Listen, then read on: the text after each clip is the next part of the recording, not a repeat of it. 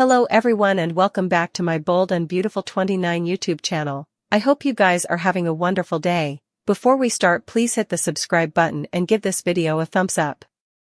In Italy, Brooke tells Ridge she can't stay, she has to leave. She doesn't know why she came to Capri with him. There are too numerous recollections. He coaxes her to stay. Brooke complains that far and wide she turns, someone wants to take filmland of him. She has to answer question after question about him and Taylor and their ridiculous engagement. Well, squinch you. She's going to run off with Nick and forget she ever met him. Ridge tells Brooke, it's going to be okay. She says it's not, this was a mistake. Ridge says everyone is thrilled to see her. Brooke says Ridge isn't. Nick, meanwhile, wants to sweep her off her bases. It feels good to be wanted, like she's the only woman in the world. He looks at her with desire and passion the way Ridge used to look at her. At the party, Eric tells Nick this is a private event. He says he's just looking for Brooke. Eric questions what it is, exactly, that he wants. He's onto him and his designs on Brooke.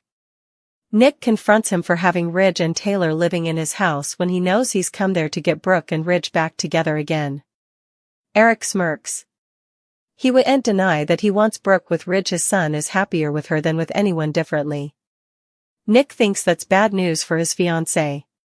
He complains about Eric continually putting Brooke in situations with his son and dysfunctional family. Eric warns Nick to stay down from Brooke. Formerly alone, Nick spots Brooke and Ridge arguing by the water.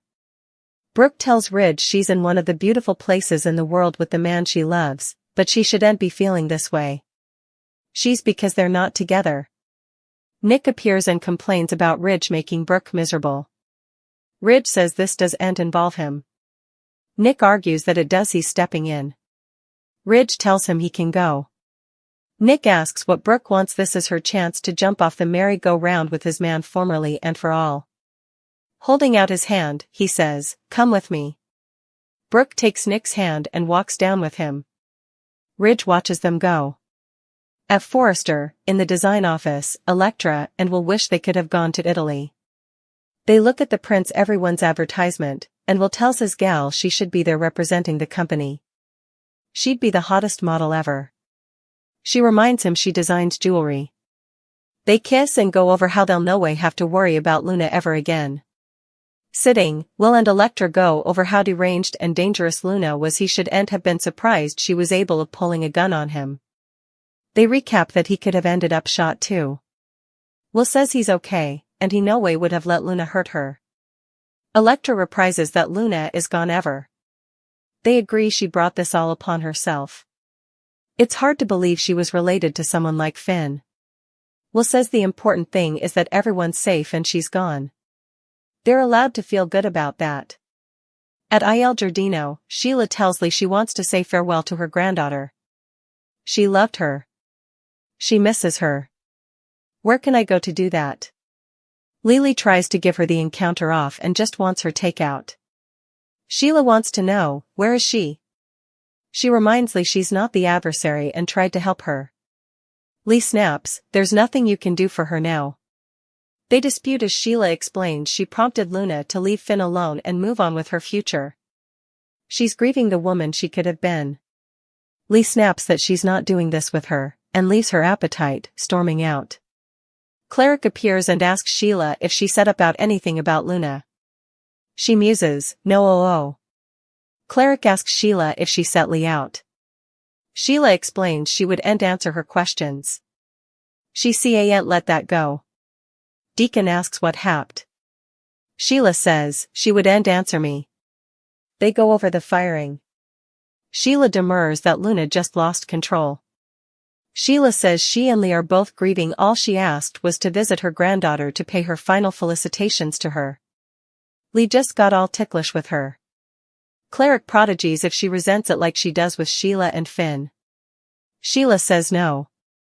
She can't put her cutlet on it, but commodity is veritably out with Lee. Cleric points out it's a weird situation for everyone given Luna was a violent miscreant. Perhaps a part of her is relieved. Sheila's not at all and wonders why Lee is keeping her in the dark when she just wants to say farewell to her. They had a connection, and she watched about her. She feels like she knows what drove Luna to do these effects. Deacon warns that's not commodity you bond over. Sheila insists she had a good side too. She saw it and it reminded her of her son. Luna was smart, ambitious, and funny. She flashes to hugging Luna and the two of them participating laughs. Sheila laments that she's gone and nothing anyone can do will change that. At Lee's place, Luna lies unconscious, hooked up to tubes and observers.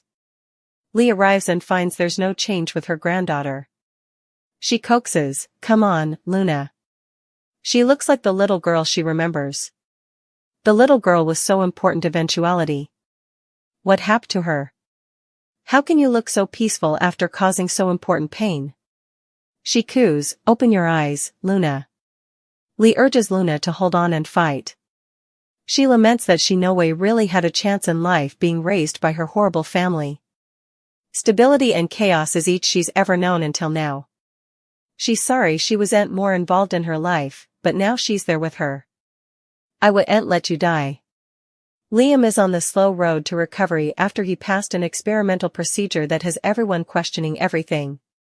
Liam was told that he'd a mass in his brain that was incorrigible and inoperable. But he was given a new parcel on life.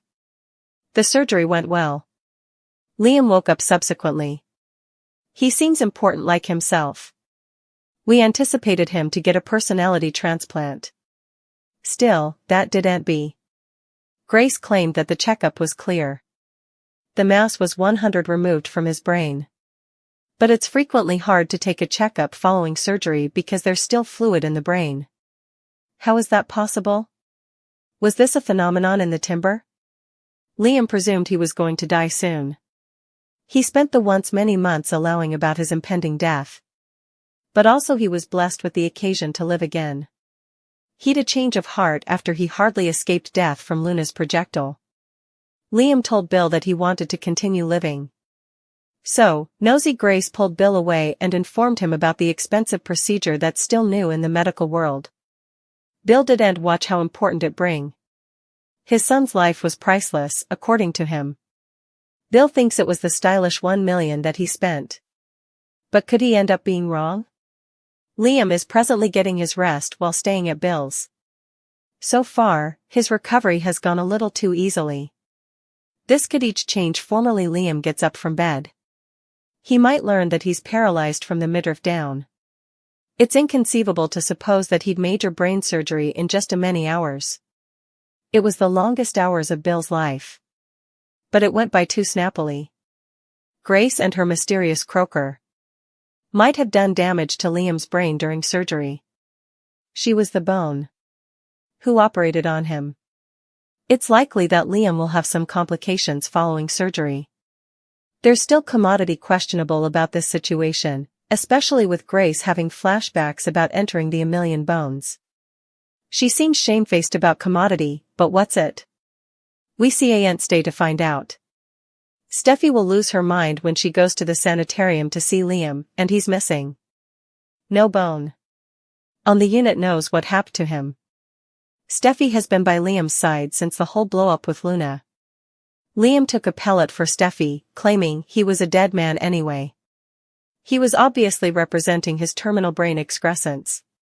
Grace gave Liam just a many months to live. Bill dragooned Grace to save his son's life.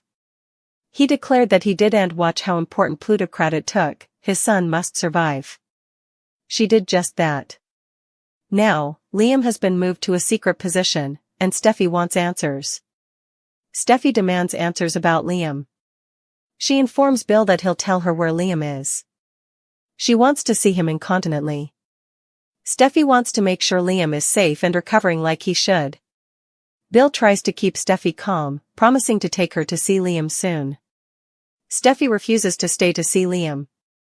She wants to see him incontinently because she gets a feeling that Bill is over to a shady scheme with Grace. Steffi connections Hope to fill then in about Liam's exposure. She'll probably tell Hope that Bill moved Liam to a secret position and wouldn't give her the address. This will rattle Hope, who worries about.